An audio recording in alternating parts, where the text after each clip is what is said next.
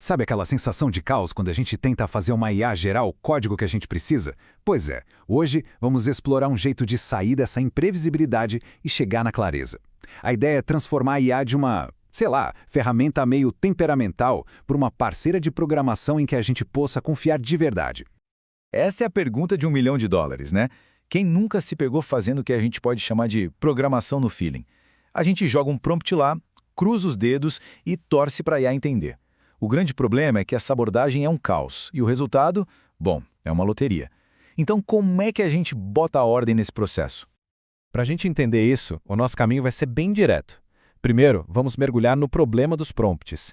Depois, vamos conhecer a solução, que é essa abordagem guiada por especificações. Vamos ver como a ferramenta, o Spec Kit, faz isso funcionar na prática, como esse método lida com mudanças e, no final, qual é o grande ganho de tudo isso. Beleza, então. Vamos começar pelo começo, né? Entender o problema a fundo. Quais são os desafios que todo mundo está enfrentando hoje em dia quando tenta fazer a IA programar? Olha, no fundo, a galera se divide em alguns grupos quando vai usar IA. Tem um minimalista, sabe? Aquele que joga uma linha de comando e espera um milagre acontecer.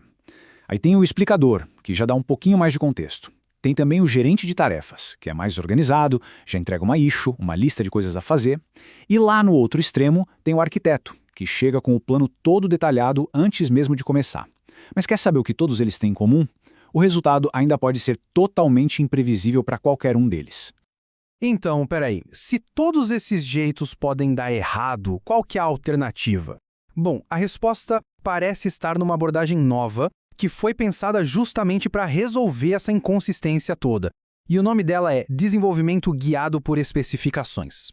O desenvolvimento guiado por especificações, ou SDD, vira o jogo completamente. Pensa assim, em vez de um comando vago, a gente cria uma especificação super detalhada. É como se fosse um manual de instruções mesmo, para IA.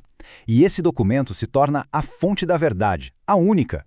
Isso garante que o resultado seja exatamente o que foi planejado, sem susto, sem surpresa. E olha, essa citação do Dan Delimarsk resume a ideia de um jeito genial. Não é só sobre escrever um prompt melhorzinho, não. É como ele mesmo diz, engenharia de prompt com esteroides. É um salto gigantesco em poder e controle. E é aqui que está a grande virada de chave. No modelo antigo, o código era a fonte da verdade, ponto final. Isso prendia a gente a uma implementação só. Se a tecnologia mudasse, tinha que reescrever o projeto inteiro. Já com o SDD, a especificação é a fonte da verdade. E isso dá uma liberdade absurda. Dá para gerar o código em React, em Vue, no que for, tudo a partir do mesmo documento. Mudar de tecnologia vira só uma questão de regenerar e não de começar tudo do zero. Ok, a teoria é ótima, super poderosa. Mas e na prática? Como é que isso funciona de verdade?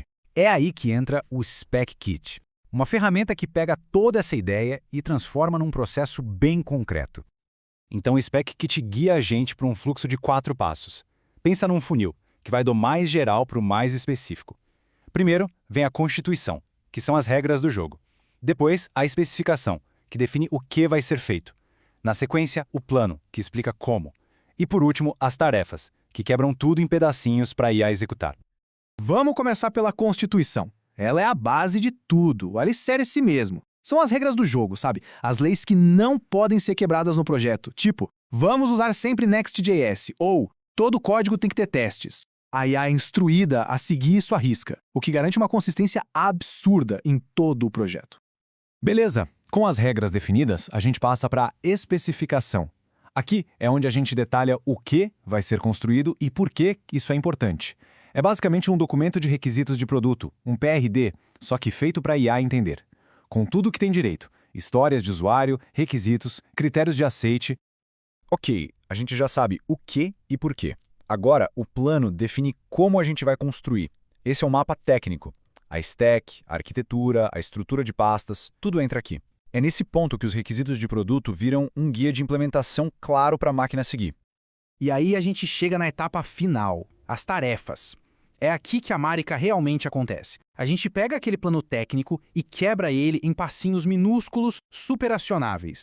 O objetivo? Dá para IA tarefas tão pequenas e tão claras que a chance de dar algo errado é quase zero. É precisão cirúrgica mesmo. Uma instrução de cada vez. Certo, mas nesse ponto é normal surgir uma dúvida bem justa, né? Tá, mas e as mudanças? E se aparecer algo inesperado no meio do projeto? É uma ótima pergunta e a gente vai falar exatamente sobre isso agora. O Burke Holland mesmo levanta um ponto que é uma verdade absoluta na programação. Muitas vezes, a gente não sabe o que não sabe. A gente só descobre os requisitos de verdade botando a mão na massa, construindo. Então, como é que um plano feito no começo pode lidar com um desconhecido? É uma crítica super válida. E a resposta para esse dilema é o que faz todo o sistema funcionar. A especificação não é um documento estático, sabe? Não é algo escrito em pedra. Pelo contrário, ela é um documento vivo.